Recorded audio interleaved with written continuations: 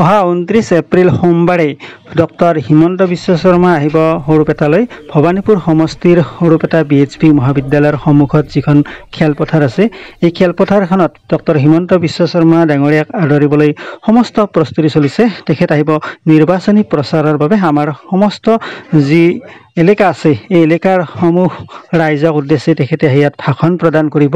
মই যি পাৰোঁ এই গোটেই পৰিৱেশটো, প্ৰস্তুতিমূলক পৰিৱেশটো আপোনালোকক মই দেখুৱাবলৈ প্ৰয়াস কৰিছোঁ। আপোনালোকে ভিডিঅ'টো শেষলৈকে চাই থাকিব।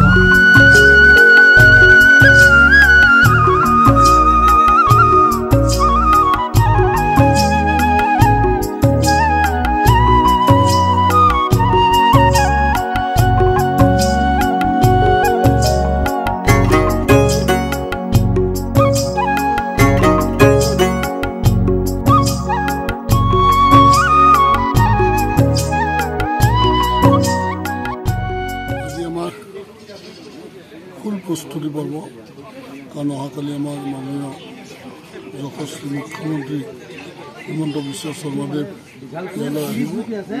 11 বজাত তেখেতে আমাৰ ইয়াত উপস্থিত হ'ব আৰু সেইকাৰণে আমাৰ সৰব ভৱানীপুৰ সমষ্টিৰ পৰা প্ৰস্তুতি তুংগত আছে।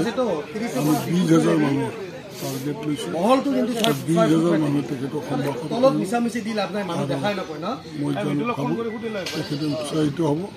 তাৰ কাৰণে আমি প্ৰস্তুতি পৰ্বৰ লগতে আমাৰ মজালি জিলাৰ সভাপতি অনিল দাস লাগি আছে, ঋষিৰাজ লাগি আছে, বৰ্ধকুল লাগি আছে। এনেকৈ আমি আটাইয়ে প্ৰস্তুতি পৰ্ব সংগত চলি আছে। মানুহখিনি অধিক আগ্ৰহেৰে বাট চাই আছে। আমাৰ মৰমৰ মুখ্যমন্ত্ৰী, আমাৰ অতি প্ৰিয় হিয়াৰা মুথু মুখ্যমন্ত্ৰী আমাক আহি সম্ভাষণ কৰিব। মানুহখিনি অধিক আগ্ৰহেৰে বাট চাই আছে আৰু মই জানো যে শিলডাল ভাঙি আহিব।